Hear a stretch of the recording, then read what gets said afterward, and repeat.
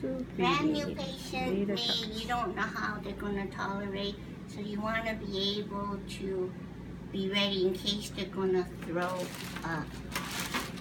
So here, they're going to be in high powered position. Their tube not going to be tied up in the trach. Okay, but usually, just to let you know, tubing should be away from where the visitor is going to stand. So if you have a wall, the tubing should be away on that side because less exposure to the tubing. Oh, you got a tube hanging out. How come? You're already going to see it here, right? But less tube you show, the less problems or questions they have. Okay? And then less embarrassing for their esteem. So that's the reason it's away. Over the ear, tape to the side, support it down and hidden in the gown. Okay, now it's out of the gown. Undo this tape. Take this down. Come around. Okay. I'm gonna tube feed you now. I have a tube. Yeah, I'm gonna eat with a tube. You will not have any tape, but they want your stomach to rest, so we do the feeding for you. Okay, so tube feeding, other projects, cans cannot be expired, rusted, cannot be dented, cannot be expired, have to be clean. If the cans are dusty, you need to clean it first before opening up. Okay. Your graduate support, you're going to be feeding the person with a syringe according to the order. So this is supposed to be isomil with fiber and needs 360 ml. Before you even feed, you check for the marking. Marking is here. How did I get the marking? I want 5 centimeter tip of nose to the ear, base of the earlobe, down to the clavicle knot, down to the xiphoid process, and the stomach is where? This way or this way? Under the heart, right? So on the patient, where is it? On the left. Left side. So this is the left side right here. Okay? So now once I do that measurement, I got this marking. So that's one for assessment. Now the second assessment is looking into the mouth. Make sure there's no curling of the tube in the mouth. There's no curve of the tubing down the throat. It's straight down looking in. And also, you don't see the tip flapping in the wind in there. Okay, if that's so, any one of those reasons, the person will feel nauseated or wanting to actually throwing up, and they throw up the tube actually. Okay, so now I don't see any of that. This is fine, right? So now I'm going to get my syringe. I'm going to clamp my tubing with my last 2 fingers. Pull it closest to me. Uncap. Because if I don't have it clamped, I automatically may get gastric juices back at me. Okay? So now, lock in, unclamp. Now I'm checking for residual. When I check for residual, and it stops at 30.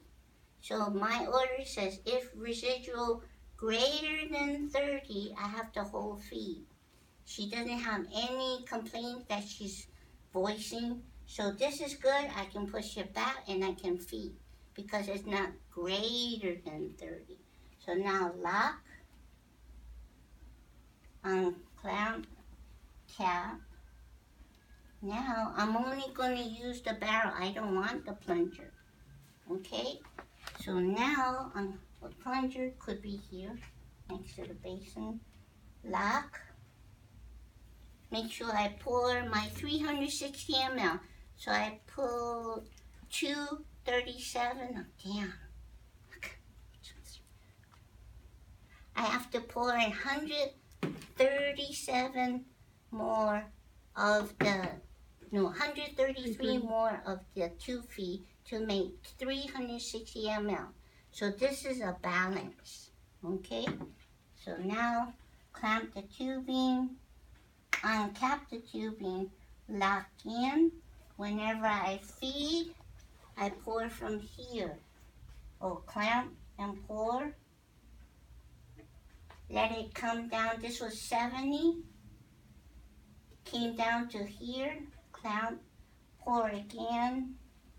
That's, and let it flow. If I dripping from here, this is low, so it's slow. Low, slow. If I go from here, it's high and fast. Okay? I will go low, slow if the person never got fed before, just to see how they do. If they're doing okay, then I'll start the fast. Never go in front of the patient. It's irritating, number one. It's into their therapeutic milieu, as you call it. So you don't do it there, go away. Let them focus on TV. Okay, so for 360, divide by 70, this is going to be approximately 5 times. I'm going to pour as it stops here and let go. So once it stops on the 5th time, I do the balance, which is 10 ml. Okay, and undo. Now I'm going to get water. According to that, oh shoot. See, I didn't listen to my own handwriting. You have to flush the tubing before and after with how many mLs?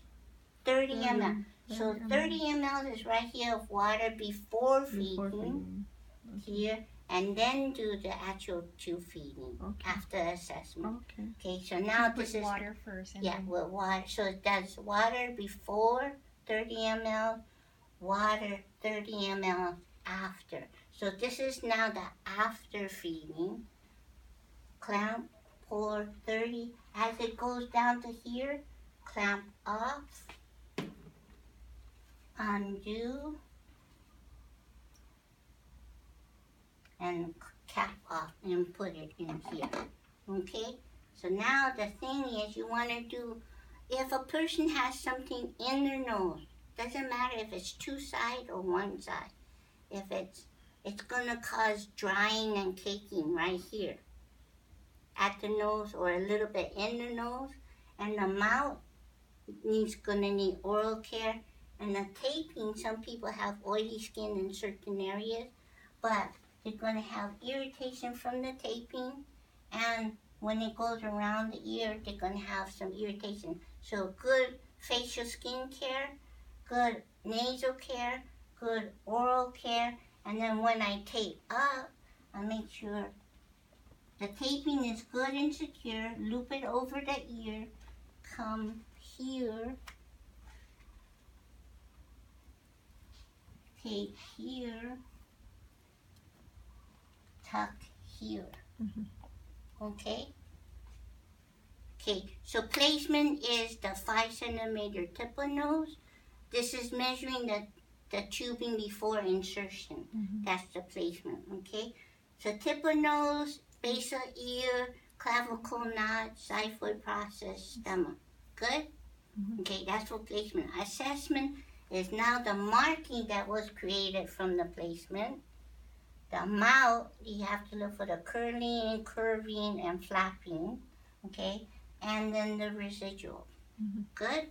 So, hand, 1 glove off if you're using glove, but I don't, okay? Because, well, when you're using a fork, are you wearing gloves when you're feeding them? That's the reason I wouldn't, okay?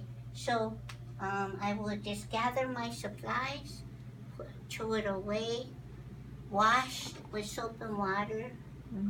And if you're doing a bag, you have to wash and soap and water with the bag, flushing through the tubing so no formula stays in the tubing, because formula stays in the tubing, it cakes, spoils, and clots.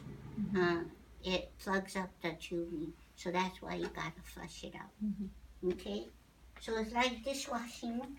Any questions on tube feeding? How long do they stay?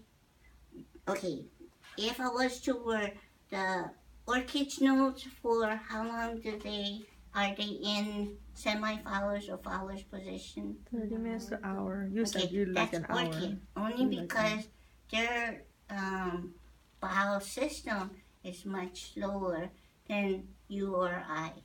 Right. Okay, so if they just had surgery and their bowel system is like you or I would do 30 minutes. Right. Okay, while feeding and after feeding in this position. Okay, orchid's position, Yeah, if 1 it's hour. a geriatric, is high Fowler's instead. Okay. Okay. But you try to keep them an hour, yeah, not 30 minutes. Yeah. So look at the multiple choice for that. Okay. We kind of mentioned. Did we mention it? We listed it, I'm not sure. right? Yeah. Okay. Man, it's hot.